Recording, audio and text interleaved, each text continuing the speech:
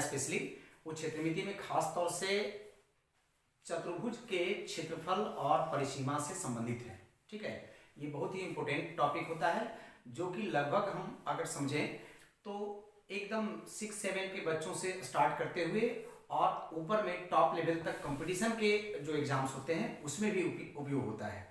मैंने लगभग हम समझते हैं, आप देखिएगा कि सभी कक्षाओं में इसका उपयोग होता है, 6 में, 7 में, 8 में, 9 में, 10 में, सब में होता है और कंपटीशन के एग्जाम में तो अवश्य होता है, जिसमें कि हम लोग मूल रूप से चतुर्भुज के जो डिफरेंट पार्ट्स होते हैं, मैंने अलग अलग जो भाग होते हैं, उस भाग के अलग अलग जो सूत्र होते हैं उसको यहाँ पर हम समझेंगे। तो सबसे पहले हम समझते हैं कि चतुर्भुज में कौन कौन से चतुर्भुज हैं जिसका कि हमको परिसीमा और क्षेत्रफल, विकर्ण, लंबाई, चौड़ाई इत्यादि से संबंधित सूत्र को निकालना होता है। तो सबसे जो महत्वपूर्ण है वो शुरुआत है, वो देखते हैं आयत। आयत में क्या होता है आप जानते हैं, आयत की जो विशेषता होती है, आयत को पहचानने का सीधा सा तरीका होता है कि ऐसा चतुर्भुज होता है जिसमें आमने सामने के भुजा तो बराबर होते हैं और साथ में इसके प्रत्येक कोण जो होते हैं 90 डिग्री के बराबर होते हैं, प्रत्येक कोण समकोण होते हैं। ठीक है, सभी कोण इसके 90 डिग्री के बराबर होते हैं। तो इसकी और विशेषता होती है कि अगर इसका विकर्ण का हम बात करें, जैसे यहाँ से अगर एक विकर्ण ले लें तो इसका ये विकर्ण और ये विकर्ण दोनों क्या होगा, बराबर हो जाएगा। इधर से भी हम खींचेंगे तो दोनों विकर्ण क्या होगा, बराबर होगा। तो इसके प्रत्येक कोण 90 डिग्री के बराबर होते हैं, इसके आमने सामने के भुजा बराबर होते हैं और इसके विकर्ण भी आपस में बराबर होते हैं। ये सामान्य इसकी विशेषता होती है। हम इसमें ये जो इस तरह का है, ये लंबाई हो गया और ये चौड़ाई हो गया, सामान्यतः हम लोग जानते हैं। इसके लिए क्या क्या चीज निकलता है फॉर्मूला में, तो मूल रूप से अगर देखा जाए तो 3 चीज फॉर्मूला निकलता है। एक तो निकलता है परिसीमा, हम यहाँ इसलिए लिख के रख दिए थे, थोड़ा लिखने में ज्यादा देर हो जाता है, तो और कुछ इसमें लिख भी देंगे। जैसे यहाँ पर मूल रूप से क्या है, परिसीमा। परिसीमा से तात्पर्य होता है कहीं भी हो, चाहे तो त्रिभुज में हो, चतुर्भुज में हो या कोई दूसरा में भी हो, परिसीमा से तात्पर्य होता है कि उसके सभी भुजाओं का योगफल। जैसे इसमें है लंबाई चौड़ाई, तो 2 लंबाई है देखिए और 2 चौड़ाई है, इसका मतलब कि दोनों लंबाई और दोनों चौड़ाई को हम जोड़ देंगे तो उसकी परिसीमा निकलेगा। तो इसका डायरेक्ट ऐसे हो गया कि 2 गुने लंबाई प्लस चौड़ाई। ठीक है, अब ये देखिए ये मूलतः ऐसे फॉर्मूला हो गया। इस फॉर्मूला से हम चाहेंगे तो लंबाई के लिए अलग से सूत्र निकाल सकते हैं, चौड़ाई के लिए अलग से निकाल सकते हैं। हम निकाल के दिखा रहे हैं। जैसे देखिए कि अगर हम यहां से चाहें तो लंबाई अगर निकालेंगे तो देखिए ये 2 जो है जाकर के परिसीमा में बटे हो जाएगा, तो हम इसको ऐसे लिख सकते हैं, परिसीमा बटे 2 और माइनस चौड़ाई। अगर ऐसा कर देंगे तो लंबाई का सूत्र हो जाएगा। मतलब कि अगर हमको परिसीमा और चौड़ाई दिया हुआ है, परिसीमा और चौड़ाई दिया हुआ है, तो हम लंबाई के लिए ऐसे सूत्र निकाल सकते हैं। ठीक ऐसे ही अगर हमको इससे चौड़ाई निकालना हो तो क्या होगा पता है, परिसीमा बटे 2 और माइनस लंबाई कर देंगे। ठीक है, तो इस फॉर्मूला से देखिए परिसीमा का जो फॉर्मूला था उससे हम 2 और फॉर्मूला निकाल लिए, क्या, लंबाई निकालने का और चौड़ाई निकालने का। अब हम बात करते हैं इसका क्षेत्रफल के लिए। देखिए तो क्षेत्रफल के लिए क्या फॉर्मूला है, लंबाई गुने चौड़ाई। बहुत ही सरल और सिंपल फॉर्मूला है इसमें अगर हमको लेकिन लंबाई निकालना हो इसके आधार पर, यदि क्षेत्रफल दिया हुआ है, ये अलग अलग क्यों, जैसे लंबाई यहां भी निकाले तो यहाँ परिसीमा दिया हुआ रहेगा तो ये फॉर्मूला लगाएंगे, और यदि हमको क्षेत्रफल दिया रहेगा तो लंबाई निकालने का फॉर्मूला हो जाएगा क्षेत्रफल अब बटे चौड़ाई। देखिए चौड़ाई, लंबाई गुने चौड़ाई बराबर क्षेत्रफल है, तो चौड़ाई उधर जाके बटे हो जाएगा, तो लंबाई बराबर क्या होगा, क्षेत्रफल बटे चौड़ाई। ठीक है, ऐसे ही अगर हमको चौड़ाई निकालना ही हो तो हम क्या करेंगे पता है, क्षेत्रफल बटे लंबाई कर देंगे, हो गया। तो इस तरह से अगर क्षेत्रफल दिया हुआ है तो लंबाई निकालने का ये फॉर्मूला होगा, क्षेत्रफल दिया हुआ है तो चौड़ाई निकालने का ये फॉर्मूला होगा। अब एक तीसरा फॉर्मूला इसमें आयत में आता है, वो है विकर्ण। विकर्ण मतलब ये वाला जो है ना, इसका एक तरह से समझ लीजिए, विकर्ण अगर हम त्रिभुज के हिसाब से सोचें तो समकोण त्रिभुज में जैसे कर्ण का फॉर्मूला होता है वैसे यहाँ पर विकर्ण हो गया। कोई इसलिए कभी कभी कर्ण भी लिख करके छोड़ देता है, लेकिन यहाँ एक्चुअली इसको विकर्ण कहते हैं, डायगोनल। तो इसमें विकर्ण के लिए फॉर्मूला हो गया लंबाई का स्क्वायर प्लस चौड़ाई का स्क्वायर का इंटायर रूट, मतलब पूरा का रूट है, देखिए है ना। इससे भी हम चाहें तो लंबाई और चौड़ाई निकाल सकते हैं। कैसे, देखिए अगर लंबाई निकाले हम तो क्या करेंगे, विकर्ण का स्क्वायर और माइनस चौड़ाई का स्क्वायर का अंडर रूट कर देंगे, तो क्या निकलेगा, लंबाई। ऐसे ही अगर हमको चौड़ाई निकालना हो तो विकर्ण का स्क्वायर अब माइनस लंबाई का स्क्वायर कर देंगे, क्या निकलेगा? चौड़ाई निकल जाएगा। तो एक तरह से देखें कि 3 मूल फॉर्मूला इसमें हमको मिला, लेकिन इसी से फिर लंबाई चौड़ाई को निकालने के लिए अलग अलग हमको और फॉर्मूला भी मिल गए हैं। ठीक है, अब हम बात करते हैं वर्ग का। ठीक है, वर्ग का फॉर्मूला एक तरह से देखा जाए तो आयत के फॉर्मूला से ही निकलता है।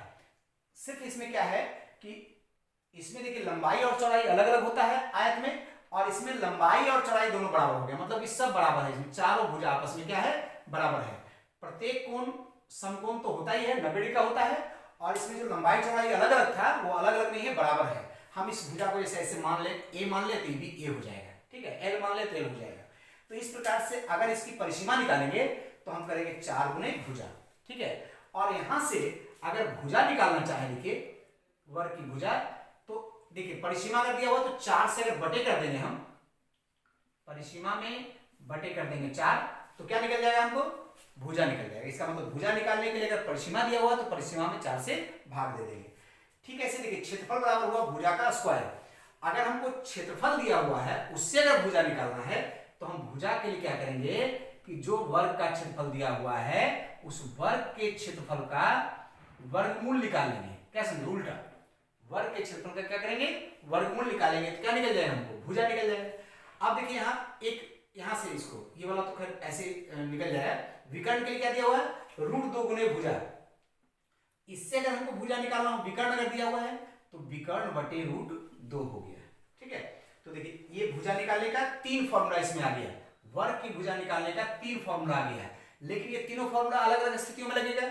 जब यहाँ पर देखिए परिसीमा दिया है तो हम लिखेंगे परिसीमा बटे 4 लगा कर करेंगे। जब हमको वर्ग का क्षेत्रफल दिया हुआ है तो लिखेंगे वर्ग का क्षेत्रफल का वर्गमूल कर लेंगे तो भुजा निकल जाएगा। और अगर विकर्ण दिया हुआ है तो विकर्ण बटे √2 कर लेंगे तो भुजा निकल जाएगा। यही विकर्ण बटे जो √2 है भुजा के लिए यहां पर रख दिए, देखिए यहां पर, तो ये फॉर्मूला निकल गया। क्षेत्रफल के लिए एक फॉर्मूला तो भुजा का स्क्वायर होगा, और अगर डायरेक्ट हमको विकर्ण ही दिया हुआ है तो हम भुजा का स्क्वायर क्यों निकालने जाएंगे? हम क्या करेंगे? विकर्ण का स्क्वायर में 1/2 कर देंगे। मतलब ई देखिए भुजा का मतलब है विकर्ण बटे √2, तो ये एक तरह से ऐसे हो गया विकर्ण बटे √2 का स्क्वायर। क्या समझे? तो इसका मतलब विकर्ण का स्क्वायर और √2 का स्क्वायर क्या होता है? 2 होता है, तो एक तरह से 1/2 गुने विकर्ण का स्क्वायर हो गया। तो इस प्रकार से क्षेत्रफल का फॉर्मूला निकल गया, और क्षेत्रफल परिसीमा के और विकर्ण के फॉर्मूला से हमको क्या निकल गया? भुजा का फॉर्मूला निकल गया। अब हम बात करते हैं समांतर चतुर्भुज का। ठीक है, समांतर चतुर्भुज के लिए जब बात करते हैं, अब देखिए हम समानांतर चतुर्भुज का बात करते हैं। समानांतर चतुर्भुज के, जैसे समानांतर चतुर्भुज भी लिखते हैं उसको समांतर भी लिखते हैं, एक ही बात है। तो समांतर चतुर्भुज का जब बात हम करते हैं तो सामान्यतः समांतर चतुर्भुज की विशेषता होती है कि इसके जो भुजा हैं आमने सामने के समानांतर होते हैं और बराबर होते हैं। ठीक है, इसका हमको परिसीमा अगर निकालना है तो परिसीमा निकालने में कुछ नहीं है, सिर्फ क्या करेंगे कि जितने भी समांतर भुजा दिए हुए हैं चारों जो भुजा दिए वो चारों भुजाओं को जोड़ देंगे, या फिर सामान्यतः इसी तरह से लिख सकते हैं हम, क्या 2 गुने 1। देखिए ये वाला एक है तो लंबाई तो इसमें लिख नहीं सकते, हम लंबाई चौड़ा नहीं लिखते हैं, सिर्फ लिखते हैं ये समांतर भुजा में से एक ये और एक ये, तो 2 संलग्न भुजाओं का योगफल, 2 गुने 2 संलग्न भुजाओं का योगफल यहां लिख दे रहे हैं हम। एक बार अगर इसका परिसीमा निकालना हो तो 2 गुने 2 संलग्न, ठीक है, संलग्न भुजाओं का योगफल।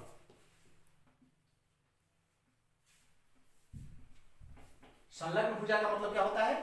एक भुजा दूसरे से जब सटा हुआ उसको संलग्न भुजा कहते हैं। तो इस भुजा का जितना मान है और इस भुजा का मान है जितना जोड़ दीजिए और उसका डबल कर दीजिए तो क्या निकल जाएगा? परिसीमा निकल जाएगा। ठीक है, उसके बाद इसका क्षेत्रफल निकालने में क्या है ना, ये एक आधार है ये, इसके ऊपर में यहाँ पर लंब डाल दीजिए, तो एक्चुअली इसको ऊंचाई भी कह सकते हैं, लेकिन एक्चुअली इसका नाम होता है शीर्ष लंब, माने शीर्ष से ऊपर से खींचा हुआ लंब, हेड से खींचा हुआ लंब। तो हम इसको बोलते हैं आधार गुने शीर्ष लंब। ठीक है, आधार ये हो गया, शीर्ष लंब। इसमें जानते हैं अगर आप चाहें तो ये वाला अगर आधार लेंगे तो शीर्ष लंब इधर से लेंगे, अगर ये आधार लेंगे तो शीर्ष लंब इधर से भी ले सकते हैं। इसका मतलब कि आधार 2 तरह से ले सकते हैं हम, ये आधार लेंगे तो शीर्ष लंब इधर होगा, उसके ऊपर में जो लंब होगा, और इधर का आधार लेंगे तो शीर्ष लंब क्या होगा? इधर से होगा। इस प्रकार से हम फॉर्मूला लिखेंगे आधार गुने ऊंचाई बोल सकते हैं, या उसी को क्या बोलेंगे? शीर्ष लंब। ध्यान से समझिएगा, ऊंचाई को ही हम लोग शीर्ष लंब के रूप में यहां जानते हैं। इसका एक दूसरा फॉर्मूला जो होता है वो है कि देखिए एक समांतर चतुर्भुज सामान्यतः जो बना हुआ है उसमें हम लोग एक विकर्ण ले लें। देखिए एक विकर्ण ले लीजिए, तो इस विकर्ण के द्वारा सटा हुआ जो दो भुजा है, ये तीन भुजा हो गया। देखिए एक भुजा, दो भुजा और तीन भुजा हो गया कि नहीं बोले। ये तीनों भुजाओं से मिलकर के एक त्रिभुज बन रहा है ना। इस त्रिभुज का क्षेत्रफल निकाल दीजिए और इसका डबल कर दीजिए, तो डबल कर दीजिए तो क्या हुआ, ये समांतर चतुर्भुज का क्षेत्रफल निकल जाएगा। तो ये भी एक फॉर्मूला बन गया। देखिए कि 2 गुने एक विकर्ण तथा संलग्न भुजाओं से बने त्रिभुज का क्षेत्रफल जितना होगा, मतलब उसमें क्या करना है, 2 से गुना करना है। इस प्रकार से हम समांतर चतुर्भुज का 2 फॉर्मूला का प्रयोग कर सकते हैं। अब यहां देखिए आता है रोम्बस। रोम्बस में, रोम्बस नाम में थोड़ा सा ध्यान रखिएगा। इंग्लिश में नाम है रोम्बस, लेकिन हिंदी में भी रोम्बस यूज करते हैं। रोम्बस यहां पर RHOMBUS, ठीक है, हिंदी में भी यूज कर लेते हैं नाम रोम्बस, लेकिन हिंदी का नाम थोड़ा टिपिकल है। टिपिकल क्या है, इसको बोलते हैं विषम कोण समचतुर्भुज। एक्चुअली इसका नाम होता है विषम कोण समचतुर्भुज। छोटा में कोई समचतुर्भुज भी बोल देता है। समचतुर्भुज बोलने से पता चलेगा कि सम मतलब समान होता है। एक्चुअली इसमें समान होता है, क्या होता है समान, भुजा समान होता है। जैसे वर्ग में भुजा समान होता है, वैसे वर्ग इसमें भी भुजा समान होता है। भुजा समान लेकिन कोण समान नहीं होता है, क्या समझे। तो इसलिए इसको हम क्या कहते हैं, विषम कोण समचतुर्भुज। भुजा समान होता है लेकिन कोण समान नहीं होता है, तो इसको क्या कहते हैं हम, विषम कोण समचतुर्भुज। और इसको अंग्रेजी में क्या कहते हैं, रोम्बस कहते हैं। इसका जब फॉर्मूला का बात करते हैं, क्या, परिसीमा और क्षेत्रफल, 2 फॉर्मूला हम लोग निकाल रहे हैं। तो परिसीमा निकालने में एकदम अच्छे से समझ लेना है कि जैसे वर्ग की परिसीमा निकलती है, वैसे इसमें 4 गुने 1 भुजा कर देंगे तो ये इसका परिसीमा निकल जाएगा। क्षेत्रफल निकालने का इसमें 3 फॉर्मूला लेना है आपको। 3 फॉर्मूला में से 2 फॉर्मूला वही होगा जो कि समांतर चतुर्भुज का फॉर्मूला होगा। समांतर चतुर्भुज का जो 2 फॉर्मूला होगा, जैसा हुआ है एकदम सेम फॉर्मूला हम लगाएंगे रोम्बस में भी, ठीक है। और एक फॉर्मूला इसमें एक्स्ट्रा लगेगा। वो एक फॉर्मूला कौन सा है, वो है ये जो विकर्ण दिया हुआ है ना, इस विकर्ण के गुणनफल का आधा कर देते हैं। बड़ा सिंपल होता है, विकर्ण के गुणनफल का आधा। देखिए विकर्ण है, विकर्णों का गुणनफल में आधा कर देंगे तो वो क्या निकल जाएगा, हमको क्षेत्रफल निकल जाएगा। कोई दिक्कत है। यहां पर एक बात हम समझाते हुए चलें, जो आप लोग को और कोई मैथ्स बनाने में सुविधा होगा, कि जो रोम्बस होता है, रोम्बस के विकर्ण एक दूसरे को लंब पर समविभाजित करते हैं। फिर से बोले हम, रोम्बस के विकर्ण एक दूसरे को क्या करते हैं, लंब पर समविभाजित करते हैं। इसका मतलब क्या हुआ कि यह जैसे रोम्बस है ना, तो इसका जो विकर्ण है एक दूसरे को यहाँ पर 90 डिग्री पर काटता है, जिसके चलते ये जो 4 त्रिभुज बन रहा है, ये चारों त्रिभुज समकोण त्रिभुज होता है। तो इसका अगर हमको कहीं कोई भुजा दिया हुआ है, एक भुजा, तो ये देखिए ये वाला और ये वाला मिलाकर के एक समकोण त्रिभुज बन जाएगा, जिसमें ये कर्ण रहेगा और ये दोनों लंब और आधार के सूत्र के आधार पर इस एक चित्र माने इस चित्र में से, माने एक रोम्बस में से एक कोई त्रिभुज का फॉर्मूला हम अगर चाहें तो क्या लगाएंगे, समकोण त्रिभुज वाला फॉर्मूला लगा करके निकाल सकते हैं, अगर जरूरत कहीं पड़ेगा तो, ठीक है। और साथ ही जब भी ये विकर्ण होता है तो समान बराबर भाग में एक दूसरे को काटता है। क्या करता है, बराबर भाग में काटता है। तो ये कुछ विशेषता जो बाद में किसी मैथ के ऑब्जेक्टिव में लगने वाला है। अब हम बात करते हैं समलंब चतुर्भुज का। समलंब चतुर्भुज को अंग्रेजी में ट्रेपेजियम कहते हैं। समलंब चतुर्भुज का सामान्य जो मतलब है कि कैसा चतुर्भुज होता है, तो ऐसा चतुर्भुज जिसका एक जोड़ी जो विपरीत भुजा है, देखिए विपरीत भुजा है, ये आपस में समांतर होता है। दूसरा जोड़ी विपरीत भुजा समांतर नहीं होता, मतलब असमांतर होता है। दूसरा जोड़ी जो विपरीत भुजा है वो असमांतर होता है। उस असमांतर भुजा को त्रियक भुजा भी कहते हैं। क्या कहते हैं, इसको हम त्रियक भुजा भी कहते हैं। ये वाला क्या होता है, त्रियक भुजा। इस प्रकार से इसमें एक जोड़ी विपरीत भुजा समांतर होता है और दूसरी जोड़ी जो विपरीत भुजा होता है वो असमांतर या त्रियक कहा जाता है। इसके बीच में जो ये है, ये एक प्रकार से लंब है और ये हमेशा बराबर होता है, मतलब 2 समांतर रेखाओं के बीच का जो अंतर है, अर्थात लंबात्मक जो दूरी है, वो हमेशा क्या होता है, समान होता है। इसलिए अब इसकी जब परिसीमा निकालेंगे हम, तो परिसीमा के लिए कोई फिक्स सूत्र नहीं होता है इसका।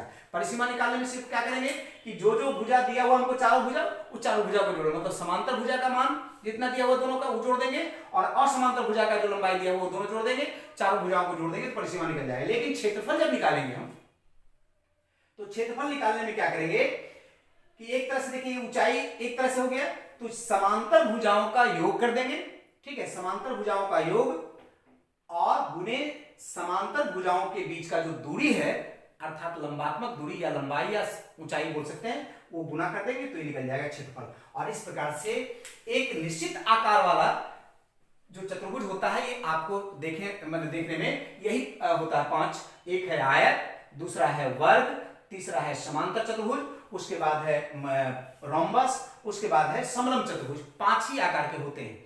लेकिन कोई ऐसा भी हो सकता है जिसका ना तो इन 5 के आकार का नहीं हो, फिक्स नहीं है।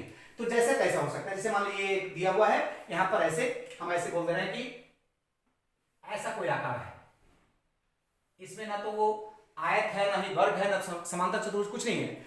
ऐसा यदि आकृति हो और इसका अगर हमको परिसीमा निकालना हो तो हम इसमें कोई फॉर्मूला नहीं लेंगे, सिर्फ क्या करेंगे, भुजाओं का जितना योग है वो सब जोड़ देंगे तो परिसीमा निकल जाएगा।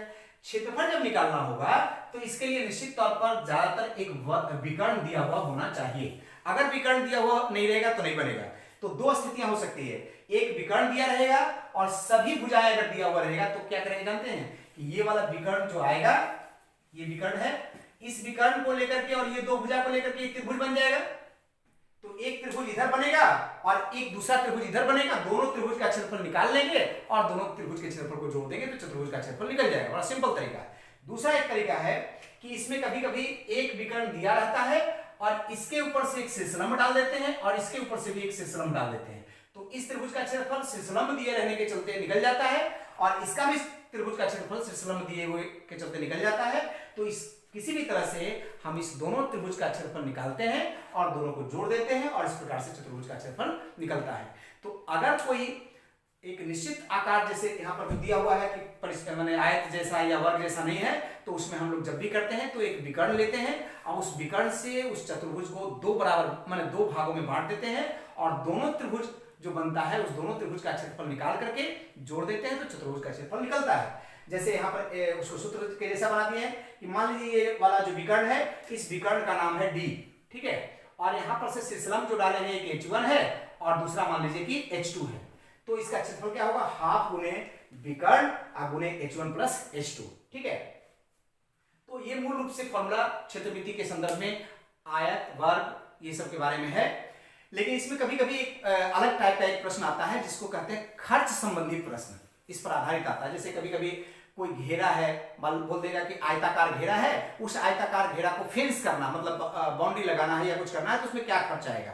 कभी कभी खेत जोतने के लिए बोल देता है कि कैसे खर्च निकालना। तो खर्च संबंधी जब प्रश्न आएगा तो 2 तरह से, या तो क्षेत्रफल पर या परिसीमा पर। जब क्षेत्रफल पर आएगा हम एकदम सिंपल तरीके से इसको व्यक्त कर ले रहे हैं इस प्रकार से। अगर मान लीजिए कि बाहर से हमको सिर्फ बाउंड्री घेरना, कोई बोल दिया कि मान लीजिए एक जमीन है ऐसे आयताकार है या समांतर चतुर्भुज जैसा कुछ भी है, इसमें बोलेगा कि एक बाउंड्री लगाना है, घेरा लगाना है, उस घेरा का खर्च क्या होगा। तो घेरा का मतलब समझेंगे हम परिसीमा, ठीक है। तो इसका मतलब परिसीमा निकालेंगे और खर्च जब निकालना होगा तो क्या करेंगे कि परिसीमा में प्रति माने जो मीटर है या सेंटीमीटर में जो भी होगा तो हम बोलेंगे प्रति इकाई खर्च। जितना आएगा दिया हुआ रहेगा, प्रश्न में प्राय दिया रहता है कि 1 मीटर घेरा बनाने में इतना खर्च लगेगा, तो हमको अगर पूरा परिसीमा को माने पूरा घेरा बनाना तो कितना खर्च लगेगा। तो उस तरह से प्रति इकाई खर्च दिया रहेगा। परिसीमा निकाल लेंगे तो कुल खर्च हम निकालने के लिए फॉर्मूला हो जाएगा कि कुल खर्च बराबर परिसीमा गुने प्रति इकाई खर्च। और अगर यही चीज हमको अगर पूरा मान लीजिए जमीन का कुछ करना है तो क्षेत्रफल के आधार पर करेंगे, तो उसमें कुल खर्च निकालना होगा तो क्या होगा, परिसीमा नहीं निकालेंगे, वहां पर क्या निकालेंगे, क्षेत्रफल निकालेंगे, ठीक है। क्षेत्रफल गुने प्रति, तब वहां पर इकाई नहीं प्रति वर्ग इकाई खर्च दिया रहेगा, ठीक है। व्यावहारिक प्रश्नों में जैसे कभी कभी देखिएगा कि आ जाता है कि जमीन में हमको कोई घर का प्लास्टर कर रहा है, प्लास्टर करने के समय में टाइल्स उसमें लगा रहा है, तो बोलता है कितना टाइल्स लगेगा, टाइल्स का साइज दे देता है कि इतना इतना का साइज है, उतना टाइल्स का संख्या कितना होगा। तो सामान्यतः यदि टाइल्स की संख्या भी निकालना हो तो उस संख्या में निकालने में क्या होता है कि क्षेत्रफल कुल क्षेत्रफल निकाल देते हैं। अगर कहीं पर टाइल्स की संख्या निकालना ऐसा हो, टाइल्स की संख्या, तो कुल जो क्षेत्रफल है जगह का, जितना आयताकार रहेगा या वर्गाकार रहेगा, तो कुल क्षेत्रफल जितना होगा वो निकाल लीजिएगा और उसमें एक टाइल का जितना क्षेत्रफल होगा उसको भाग दे दीजिएगा। एक टाइल का क्षेत्रफल से भाग दे दीजिएगा तो क्या निकल जाएगा, टाइल्स की संख्या निकल जाएगा। और इसी तरह से फिर थोड़ा सा वेरिएशन कर करके इधर से उधर कर करके हम कभी कुल क्षेत्रफल निकाल देना होता है, कभी टाइल्स की संख्या निकाल देना होता है, कभी टाइल्स एक टाइल का क्षेत्रफल निकाल देना होता है। इस प्रकार से क्षेत्रफल संबंधी जो चतुर्भुज से संबंधित जो क्षेत्रफल संबंधी माने फॉर्मूला है, आज एकदम बेसिक रूप में इसको हम समझा दिए हैं। इस पर एक्सरसाइज करते हुए अगले वीडियो में हम आएंगे। ठीक है, बात करते हैं।